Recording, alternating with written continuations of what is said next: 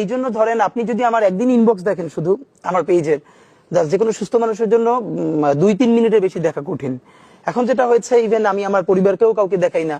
যে তো এরপরে ফোন আমি জিডিও করেছি শাহবাগ থানায়, অন্তত একদিনে 10টার বেশি নাম্বার থেকে সরাসরি হত্যার হুমকি দেওয়া হয়েছে, ভিন্ন ভিন্ন 10টা নাম্বার থেকে।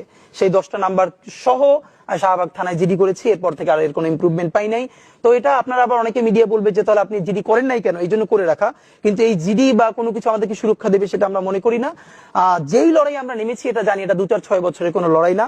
আপনাকে জানিয়ে রাখি যে মেক্সিকোর পাশে আমেরিকা প্রতিবেশী হিসেবে যতটা পরাক্রমশালী, তার থেকেও বাংলাদেশের পাশে ভারত অনেক বেশি পরাক্রমশালী।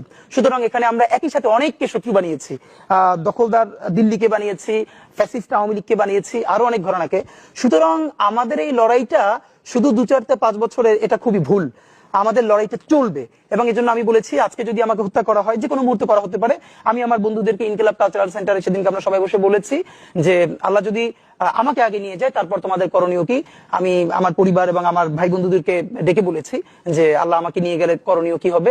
বরং আমি আমার পরিবারকে বলেছি যে আমার সন্তানের এখন বয়স 7 মাস, আল্লাহ আমাকে নিয়ে গেলে ওকে যেন ওভাবে প্রস্তুত করা হয় যে দখলদারিত্বের বিরুদ্ধে লড়তে হবে। আল্লাহ ওকে যদি বড় করে ওর সন্তানও দখলদারিত্বের বিরুদ্ধে লড়বে, এই স্পিরিট যেন ওকে দেওয়া হয়, এটা আমি আমার পরিবারকে বলেছি। সুতরাং ভবিষ্যতের বাংলাদেশের যে দখলদারিত্বের বিরুদ্ধে লড়াই, এটা তীব্রতর হবে। আমাদের গণ অভ্যুত্থানের পরে বিপ্লব হওয়ার কথা ছিল, হয় নাই, ছাই চাপা আগুন হয়ে আছে। সুতরাং আমরা যদি সেই আগুনের মধ্য দিয়ে নতুন ইনসাফের রাষ্ট্র তৈরি করতে না পারি, তাহলে দুটো কাজ হবে। ওই আগুন আমাদেরকে পুড়িয়ে দিবে, মানে বাংলাদেশ, এই জমিন, এখানকার স্বাধীনতার সার্বভৌমত্ব সবকিছু পুড়িয়ে দিবে। সিপাহী বিপ্লবের পর আমাদেরকে যেরকম ধ্বংস করে ফেলা হয়েছিল, হয়তো সেই পরিণতি হবে। আর সেটা না হলে যদি আমরা রুখে দাঁড়াতে পারি, তাহলে আমাদের বিজয় হবে। সুতরাং আমরা লড়াইয়ের মধ্যেই আছি। আর একটা মজার ব্যাপার হলো যে আমি যখন ইনসাফের লড়াই করি, তখন তো সেখানে পরাজয়ের কিছু নাই। আমি বেঁচে থাকলে আমি গাজী হিসেবে লড়বো, আমি মরে গেলে শহীদ হয়ে আল্লাহর কাছে চলে যাবো।